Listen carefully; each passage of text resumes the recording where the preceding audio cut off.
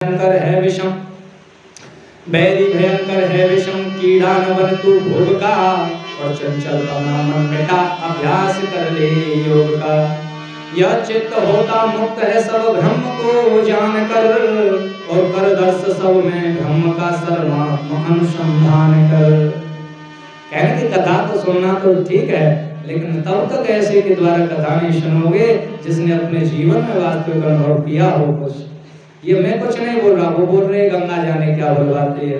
तो कहीं तो कहा जाए कि आपके क्षेत्र से ये शरीर निकला और यहाँ पर ये तो सब माता पिता के सदृश ही हैं, तो वो माता ऐसे अनुभव नहीं कराती जब तक वो रगड़ नहीं देती है।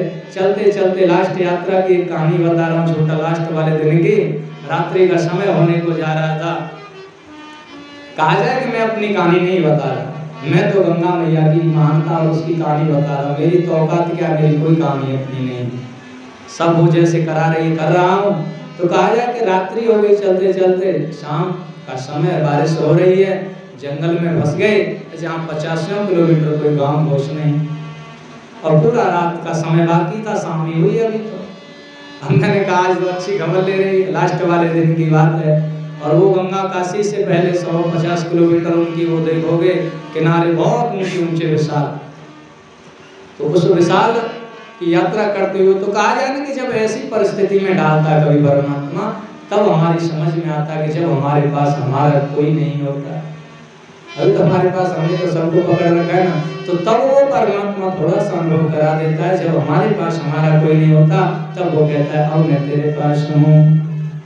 इसीलिए विचार करके संतों ने जो बात कही उनमें कोई किंचित मात्र झूठा नहीं है। बैरी भयंकर है विषम, कीड़ा न बन तू भोग का, और चंचल पना मन का मिटा अभ्यास करके योग का। यह चित्त होता मुक्त है सब ब्रह्म को जान कर, कर दर्श सब में ब्रह्म का सर्वात्म अनुसंधान कर। ये कह रहे कि ये बैरी कौन है, हमारा दुश्मन कौन है? ये विषय ही हमारे दुश्मन हैं। तू कह रहा है कि तू कीड़ा क्यों बन रहा है भूखा? मान लीजिए गोबर का कीड़ा, इसमें एक छोटी सी कहानी याद आ जाती है क्योंकि समय भी फिर होने को जाएगा। तो छोटी सी कहानी याद क्या आ जा रही कि गोबर का कीड़ा और उधर घोड़ा, वो भूल में रहने वाला, वो गोबर में रहने वाला। अब गोबर में रहने वाला कीड़ा और कहाँ घोड़े और जो भूल में बैठ जाए भैया। तो लेकिन फिर दोनों की मित्रता कैसी भी हो गई, तो उन्होंने कहा भैया तुम हमारे घर आना। कि ठीक है जरूर आएंगे। अब भैया वो गोबर का जो कीड़ा था उसने कहा भाई घोड़ा गोबर में तो रहता नहीं होगा, पता नहीं जाने कैसी स्थिति में रहता है। तो उसने कहा कि वहां उसके पास गोबर नहीं मिलेगा, इसलिए थोड़ा सा गोबर मुंह में दबा के चल दिया। और जब घोड़ा के पास गोबर लिया, गोबर का कीड़ा पहुंचा, उसने फूलों पर बिठाया कि आओ मित्र, और बड़ी सेवा पूजा जैसे भी बनी की, और फूलों पर घुमाते रहा। और फूलों पर घुमाता रहा तो देखा कि उसका जो गोबर का जो कीड़ा था उसको तो कोई फर्क नहीं, ऐसा ही वहां था ऐसा ही यहाँ। तो वो पूछा मोरा कि भैया कैसा लग रहा है? कि ऐसा ही लग रहा है जैसा वहां लग रहा था। अरे कि भाई ऐसे कैसे हो सकता है, ये तो सुगंधित में तुझे बिठा रहा हूँ, तू कहाँ गोबर की बदबू में रहता था।